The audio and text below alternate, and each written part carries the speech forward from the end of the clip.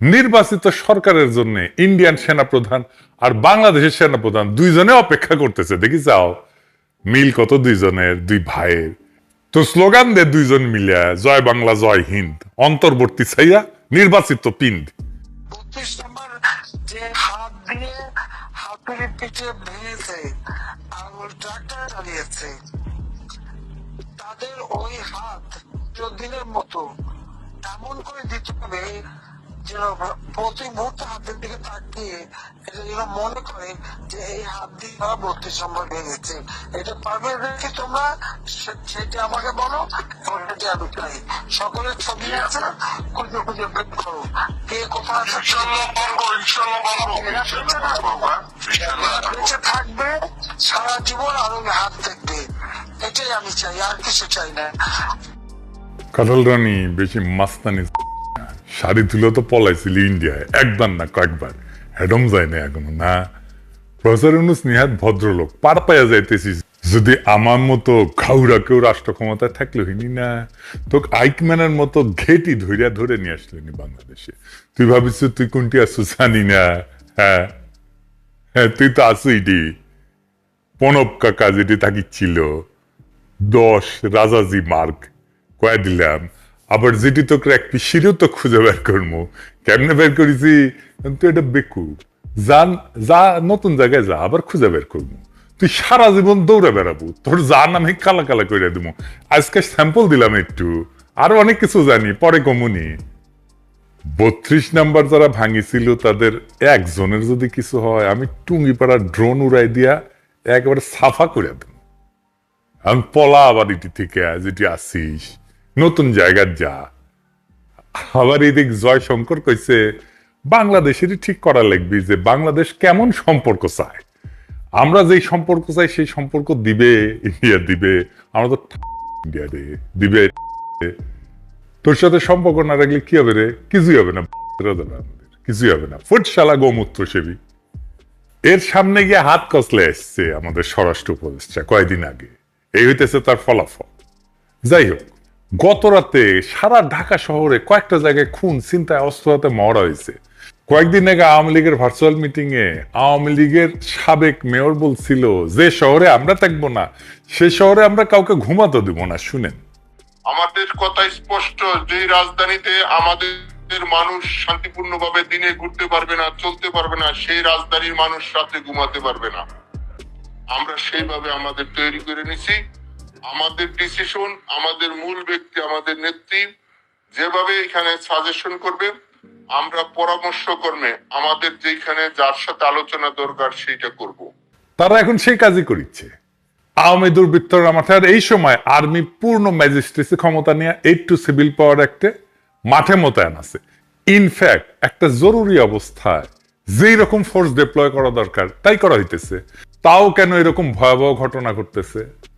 আবার এদিকে নির্বাচিত সরকারের জন্য ইন্ডিয়ান সেনাপ্রধান আর বাংলাদেশের সেনাপ্রধান দুইজনে অপেক্ষা করতেছে। দেখি যাও মিল কত দুইজনের, দুই ভাইয়ের।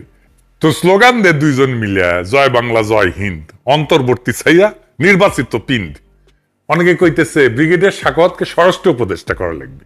আজ এটা না বুঝে দেখি। ব্রিগেডিয়ার সাখাওয়াত নাকি আর্মি থেকে চাকরিচ্যুত হয়েছিল গম চুরির কেসে। গম, তবে তার সবচেয়ে বড় কন্ট্রিবিউশন হইতেছে 111 এর ইলেকশন কমিশনার হিসেবে নির্বাচনী আসনের পুনর্বিন্যাস করা। সে এমনভাবে সীমানা নির্ধারণ করেছিল যেন আওয়ামী লীগ অ্যাবসলিউট মেজরিটি পায়। ধরেন বুঝায় কই, ধরেন কোন আসনে 45% ভোট আওয়ামী লীগ পায় আর 55% ভোট বিএনপি পায়। তো এই আসনে নিশ্চয়ই এমন কিছু আসন আছে যেখানে বিএনপি ম্যাক্সিমাম ভোট পায়, মেজরিটি ভোট পায়। আবার এই আসনে কিন্তু কিছু সিট থাকবে যেখানে আওয়ামী লীগ মেজরিটি ভোট পায়। তাই হয়, এরকমই হয়। তো এই সাক্ষাৎ করেছিল কি যে এই আসনের বিএনপি মেজরিটি কেন্দ্রগুলোকে আর এক আসনের সাথে জুড়ে দিছে। যে আসনে হয় অনেক ব্যবধানে বিএনপি জিতিছে অথবা আওয়ামী লীগ জিতে অনেক ব্যবধানে, যেন এই কেন্দ্রগুলোর বিএনপি ভোটের উপর কেমন কোনো ইম্প্যাক্ট না থাকে। তার উপদেষ্টা পরিষদে ঢুকেছে আর্মি, এখন সে নৌ মন্ত্রণালয়ের দায়িত্ব। আর এই সময় 250 লাইটার ভেসেল সমুদ্রে পণ্য নিয়ে ঘুরতেছে যেন বাজারে সংকট তৈরি হয়। সে কিছুই করে নাই, এক কান দিয়ে ঢুকে আর এক কান দিয়ে বের করে দিচ্ছে। এই হইতেছে তার ক্ষমতা। এরা স্বরাষ্ট্র উপদেষ্টা বানাইতে চান? মিনিস্টার অফ হোম অ্যাফেয়ার্স কি মিলিটারি ইস্যু নাকি? পাবলিক অর্ডার কি মিলিটারি ইস্যু? এখানে দরকার সিভিল ব্যাকগ্রাউন্ডের লোক বা পুলিশ ব্যাকগ্রাউন্ডের লোক। জাহাঙ্গীর আর্মির কোটায় বিএনপির পছন্দের উপদেষ্টা, কে কারে কিভাবে কখন উপদেষ্টা বানাইছে তার হিসাব করলে আমার কাছে আছে। হোম মিনিস্ট্রি সিভিলিয়ান সামলাবে, আর্মি কোটায় সব কয়টা উপদেষ্টারা খেদাইতে হবে, জাহাঙ্গীর সাকওয়াত দুইটাই। আবার দেখলাম বিএনপির কেউ কেউ কইতেছে খোদা বক্সের কথা, উনি নাকি অপদার্থ আইজিপি ছিলেন। আসেন এটা না বুঝে দেখি। খোদা বক্স সাহেব আইজিপি ছিলেন 3 মাসেরও কম সময়। 1/11 হইল 1 নভেম্বর, তাই না? উনি 2006 সালের 2 নভেম্বর থেকে 2007 সালের 29 জানুয়ারি পর্যন্ত আইজিপি ছিলেন। আপনারা জানেন 1/11 এর প্রথম মাসগুলোতে পুলিশ দারুণ দারুণ কাজ করেছিল, তাই না? ওই সময় খোদা বক্স পুলিশের আইজিপি, তার ভালো কাজ কন্টিনিউ করতে দেওয়া হয় নাই। পুলিশে যা ভালো কাজ করতেছে এখন, তার কৃতিত্ব এই খোদা বক্সেরই। ওরা এখন সরান লাগবি, কারণ অনেকের পাকা ধানে মই দিয়ে দিচ্ছে। এই জেনারেল জাহাঙ্গীর হইতেছে এটা পথের বাধা, যে কাজগুলোর গতি থামায় দেয়। আচ্ছা, স্বরাষ্ট্রের কথা বাদই দেন, ওই জাহাঙ্গীর তো আর একটা মন্ত্রণালয় সামলায়, কৃষি মন্ত্রণালয়। ওইখানে ভয়াবহ অবস্থা, এক সচিব রাখিছে হাসিনার লেসপেন্সার। দেখেন ওরে নিয়ে বিক্ষোভ হয়, দেখেছেন? হামলাদের কারণে এই লিস্টটা এখন পর্যন্ত ঠিকভাবে করা হয়নি, এবং কি আপনারা দেখেন যে আমলারা এখন পর্যন্ত প্রতিবন্ধিত আছে, প্রতিবন্ধিত ছিল, তাদের লিস্ট মিনিটেই করে ফেলছে এবং তাদের তাদেরকে ঠিক জায়গায় বসানো হয়েছে, কিন্তু এখন পর্যন্ত আমাদের ভাইদের এই লিস্টটা তৈরি করা হয়নি। সার নিয়া কৃষক মহাবিপদে। দেখেন আপনারা তো জানেন আমি ফার্মা ইন্ডাস্ট্রিতে কাজ করেছি। এই ইন্ডাস্ট্রিতে আমার ভাই ব্রাদার কলিগ, সাবেক বস, বন্ধু সবাই আছে। তো আমার এক বন্ধু, সে আবার ব্যবসাও করে, এই ফার্মাসিউটিক্যালে সারের ব্যবসাও করে। আমারে কইল, দাদা ভয়াবহ সময় আসতেছে, সার নিয়ে বেড়া সারা অবস্থা করে দিচ্ছে। আমি বললাম শুনমনি আপনার কথা, টাইম কইরা। কিন্তু দেখেন জাহাঙ্গীর সাহেব যে শুধু স্বরাষ্ট্রতে বেড়া ছাড়া করেছে তা না, কৃষি তো বেড়া ছাড়া করে রাখিছে। তো বেড়া ছাড়া কেন করিচ্ছে জানেন? কারণ ওর পায়খানা কষা। দেখেছেন মুখের কি অবস্থা? কুতিচ্ছেন কেন ভাইজান? সবার সামনে ভাবে কোদ দিলে তো মুশকিল। যারা অপদার্থ জাহাঙ্গীরের ছাইরা খোদা বক্স আর ছাত্রদের পিছে লাগে, তাদের জিগান খোদা বক্স আর ছাত্ররা যদি স্বরাষ্ট্র মন্ত্রণালয় চালায়, তাহলে জাহাঙ্গীর আছে কেন? তুই তো এমনি চলে যাওয়া উচিত। আর কোন আক্কালে রিকমেন্ড করেছিল তারে বিএনপি? আর জাহাঙ্গীর সাহেব আপনি যে হুশে নাই তার প্রমাণ রাত 3টায় সাংবাদিক সম্মেলন ডাকিছেন। আপনার বিন্দু মাত্র সেন্সিটিভিটি নাই। এত রাতে সাংবাদিকরা যাবে আপনার বাসায়? আপনি কি মহারাজা? যাই হোক, আপনি স্বরাষ্ট্র মন্ত্রী হিসেবে, স্বরাষ্ট্র উপদেষ্টা হিসেবে কি করবে পারলেননি সেটা কই শুনেন, মন দিয়া শুনেন। আপনি কোন জাহাঙ্গীর সাহেব, আপনি কয়টা থানায় ভিজিট করেছেন ফিজিক্যালি? উপদেষ্টা হওয়ার পরে কয়বার আপনার বাহিনীর লোকদের সাথে মাঠে গিয়ে দেখা করেছেন? তাদের সাথে ক্যান্টিনে খাইছেন, তাদের পরিবারের খোঁজ খবর নিছেন, তারা যেন উদ্বুদ্ধ হয় এমন কাজ করছেন? কথা বলছেন? বলেন নাই। যে বিশাল বাহিনীর নেতা, সেই বাহিনীর লোকরা যেন বুঝে আপনি তাদের পিতার স্নেহে নেতৃত্ব দিচ্ছেন, তাইলে ওরা আপনার জন্য হাসতে হাসতে জীবনটাও দিয়ে দিতে পারবে। আপনার কোনো পরিকল্পনা লাগবে না, কোনো প্রণোদনা দেওয়া লাগবে না। তারা নিজেরাই নিজের কাজটা সবচেয়ে ভালো করে করার চেষ্টা করবে, কারণ সে জানবে আপনি আন্তরিকভাবে আপনার বাহিনীকে নিয়ে গর্ব করতে চান।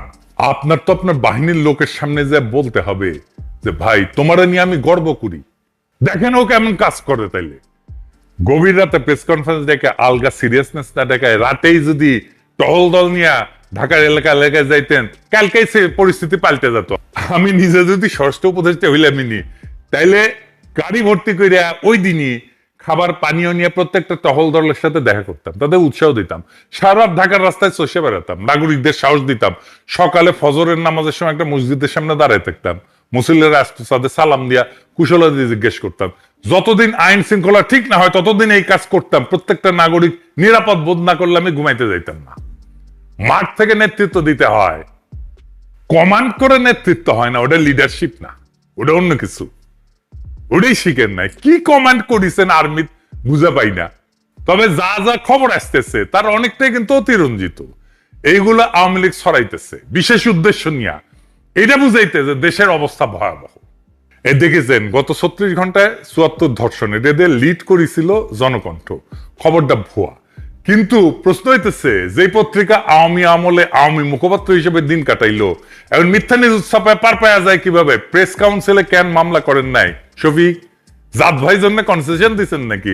আমরা তো প্রথম আলো অফিসের সামনে জিয়াপত দিতে গেলে পুলিশ দিয়ে পিটাইছিলেন। এখন মিসা নিউজ ছাপানোর জন্য শুধু বিবৃতি। স্বরাষ্ট্র উপদেষ্টা বাসা থেকে ফেরার পথে নাকি সাংবাদিক ছিনতাইয়ের শিকার হয়েছে, এটাও পুরা মিথ্যা কথা। ধানমন্ডির শঙ্কর মসজিদে মাইকে ঘোষণা দেওয়া হইতেছে ডাকাত পড়া। শুনেন।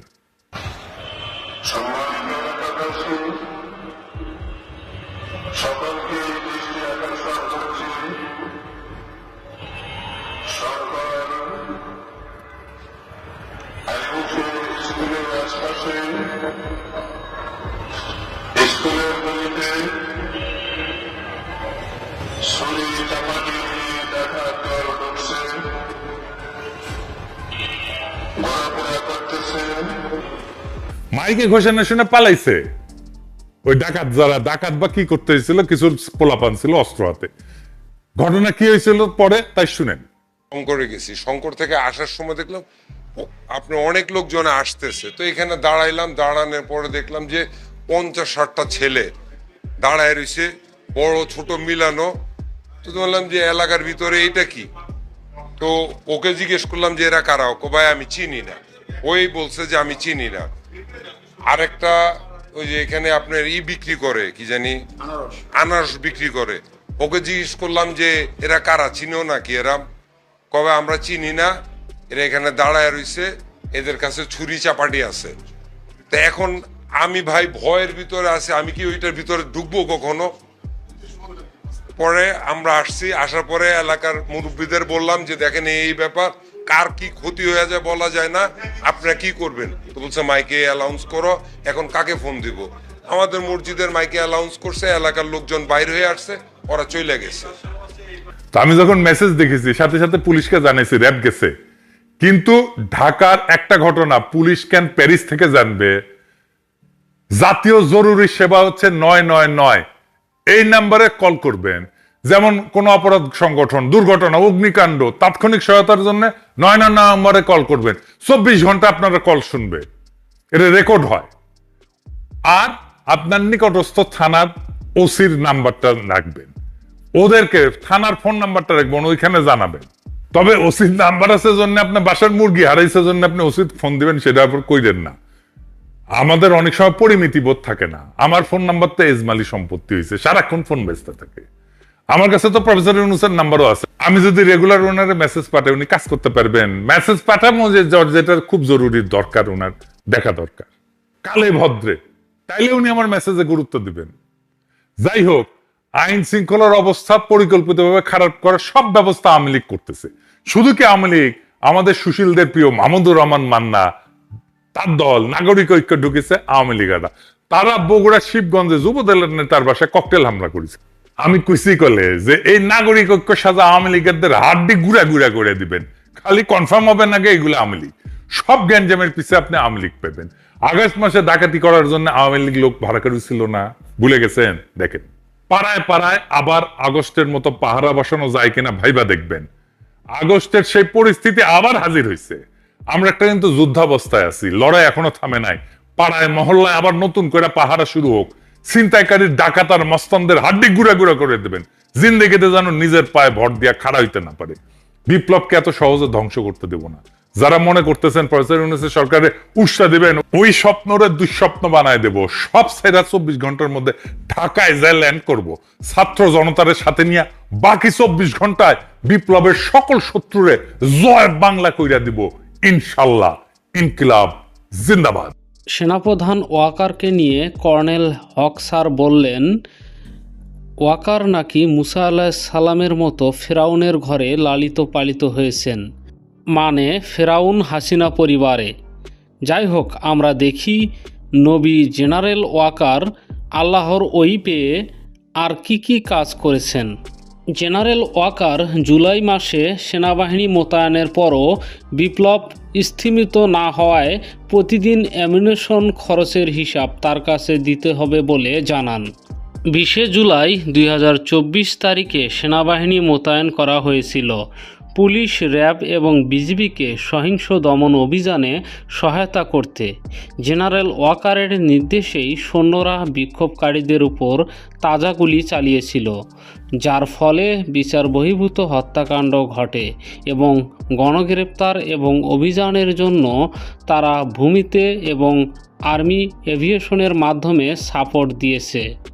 আগস্টে অফিসারদের দরবার হবার আগ পর্যন্ত সেনাবাহিনীর গুলিতে কী পরিমাণ হতাহত হয়েছে তার হিসাব না থাকলেও জাতিসংঘের প্রতিবেদনে প্রাক্তন ঊর্ধ্বতন কর্মকর্তাদের সাক্ষ্য নিশ্চিত করে যে সেনাবাহিনী হত্যাকাণ্ড সম্পর্কে সচেতন ছিল এবং তাদের প্রতিরোধেই কিছুই করেনি। ফরেনসিক্স পরীক্ষায় দেখা গেছে যে 66% মৃত্যুই সামরিক গ্রেড রাইফেল 7.62x39 মিলি গোলাবারুদ ব্যবহার করা হয়েছে, যা কেবল সেনাবাহিনী, র্যাব, পুলিশ এবং বিজিবিকে দেয়া হয়। জেনারেল ওয়াকারের নির্দেশেই ঢাকার বিভিন্ন এলাকায় 46 ব্রিগেড কমান্ডার এবং ইঞ্জিনিয়ার ব্রিগেড কমান্ডারের উপস্থিতিতে জনগণের দিকে গুলি করার ভিডিও আমরা সবাই দেখেছি। আগস্টের শুরুতে সেনাবাহিনীর অভ্যন্তরীণ বিরোধ বৃদ্ধি পায়। জুনিয়র অফিসাররা বেসামরিক নাগরিকদের উপর গুলি চালাতে অস্বীকৃতি জানায়। 5ই আগস্ট লক্ষ লক্ষ বিক্ষোভকারীরা ঢাকার দিকে অগ্রসর হওয়ার সাথে সাথে সেনাবাহিনী এবং বিজিবি তাদের বাধা দেওয়ার পরিবর্তে থেমে যায়। এর ফলে জেনারেল ওয়াকার বাধ্য হয়ে হাসিনাকে সশস্ত্র বাহিনীর হেলিকপ্টারে ঢাকা থেকে উড়িয়ে আনা হয়, যার ফলে কার্যকরভাবে তার শাসনের অবসান ঘটে। সেনাপ্রধান জেনারেল ওয়াকার স্বীকার করেছেন তিনি 626 জন শেখ হাসিনার দোসরদের সেনানিবাসে সমূহে সেফ কাস্টডি দিয়েছেন, কিন্তু এখন পর্যন্ত তাদের নামের তালিকা সরকারকে হ্যান্ড ওভার করা হয়নি। জেনারেল ওয়াকার ইচ্ছা করলেই শেখ হাসিনাকে গ্রেপ্তার করে সেফ কাস্টডিতে রাখতে পারতেন, কিন্তু তিনি তা করেননি। পুরো দেশের মানুষ কর্নেল রিদওয়ানকে ছাত্র জনতার দিকে গুলি করতে দেখেছেন এবং এই দোষে জেনারেল ওয়াকার তাকে 6 মাসের সিনিয়রিটি ডাউন এবং কঠোর বঞ্চনা করা হয়েছে। মানুষ খুনের শাস্তি শুধু বঞ্চনা। জেনারেল ওয়াকার তৎকালীন ডিজিএফআই মেজর জেনারেল ফয়েজের মাধ্যমে আয়নাঘর ভেঙে চুরে গুম খুনের আলামত ধ্বংস করেছেন। প্রধান উপদেষ্টার আয়নাঘর পরিদর্শনে বাধাগ্রস্ত করার চেষ্টা করেন। পরবর্তীতে নেত্র নিউজের এ বিষয়ক সংবাদ প্রকাশিত হলে আয়নাঘর দেখাতে বাধ্য হন। তিনি ডিজিএফআই এবং এনএসআইকে অবৈধভাবে এখনও নিজের নিয়ন্ত্রণে রেখেছেন। তারা সরকারকে সহায়তা করছে না। দেশকে যে ফ্যাসিবাদের দোসররা অস্থিতিশীল করার চেষ্টা করছে তার কোনো আগাম সংবাদ দিচ্ছে না ডিজিএফআই এবং এনএসআইরা। তিনি এখনও 9 পদাতিক ডিভিশন, বিজিবি সহ সেনা সদরের গুরুত্বপূর্ণ পদে এখনও ফ্যাসিস্ট হাসিনার দোসরদের রেখে দিয়েছেন। বেশ কয়েকজন জেনারেলের বিরুদ্ধে গুম কমিশনের গ্রেপ্তারি পরোয়ানা জারি হলেও জেনারেল ওয়াকার তাদের গ্রেপ্তারে বাধাগ্রস্ত করছেন, যার ফলে জেনারেল মুজিবের পর জেনারেল আকবর এবং সাইফুল আলম বিদেশে পালিয়েছেন। সম্মানিত প্রিয় দর্শক, এতক্ষণ যে বিষয়গুলো তুলে ধরলাম এগুলো সেনাপ্রধান জেনারেল ওয়াকারের আমলনামা। কর্নেল মোস্তাফিজ স্যার তিনি তার ফেসবুক পোস্টে এগুলো উল্লেখ করেছেন। সেনাপ্রধান জেনারেল ওয়াকার সম্পর্কে আরও বিস্তারিত জানতে কর্নেল মোস্তাফিজুর রহমানের ফেসবুক পোস্টটি পড়ে আসতে পারেন। সম্মানিত প্রিয় দর্শক, ভিডিওটি সম্পর্কে আপনাদের মহামূল্যবান মতামত কমেন্ট করে জানিয়ে দিন। সবাই সুস্থ থাকুন, ভালো থাকুন। আসসালামু আলাইকুম।